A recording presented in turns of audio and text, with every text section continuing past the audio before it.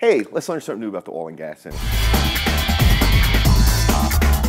Okay, first thing, I apologize for the audio that's on this program. We recorded this live in a restaurant and it was very loud, and I thought I could get the background noise out post-production, but I couldn't remove it completely. But the information is so valuable, I thought I'd go ahead and publish this, even if the audio isn't perfect. Today we're going to talk to a mid-level manager at El Paso, and he gets cold called about 25 or 30 times a day. You will get to understand why he chooses to respond to some and totally ignore other cold calls. And you'll also get to understand from his point of view why he chooses to go further with the salesperson in the next steps for the sales process. So enjoy. For me, if it caught my attention, if it was something that I thought can fulfill a need, something that could support what I was doing in the group that I was managing, then I would respond. So if you could come to me having an idea of what I do, at least have some history and a background on my group and the things that I may need, that would interest me more and present a better opportunity for you to sell. So the salespeople that did their research and understood what you did, maybe even understand what problems or issues you had to deal with, you say would have a higher chance of responding to their phone call?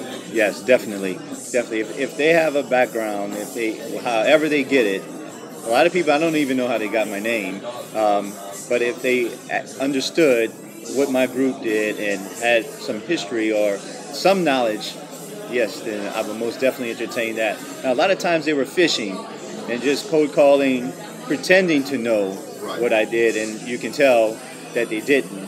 So if what about if a vendor came to you and not only did the research and understood what your group did, but actually identified a problem that you didn't even know you had?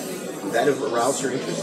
Oh yes, that would as well. So the guys that cold called you that you ended up interacting with, and that ended up actually solving a business problem that you had. When you think about those guys, what's one trait they had in common? Well, one, I would say that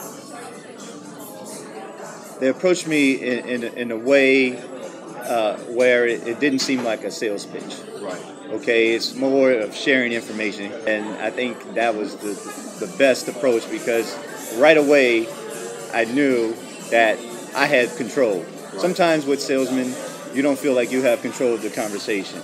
So the whole sales pitch thing, if a guy comes across as too salesy, does that just immediately bring walls up? Definitely. Yeah. Yes. I mean, that's just like someone knocking on your door. You don't care what they're selling. You're just not interested.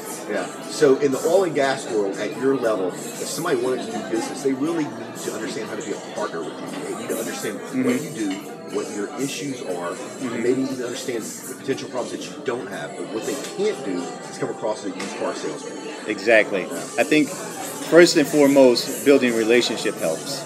Before you even try to, present something to sell, develop a relationship with me. That relationship, you have a personal relationship with the person, and you build up a trust. And then you start to see the value that they bring. Okay. Well, Lenny, thank you very much for your time. Okay, thank you.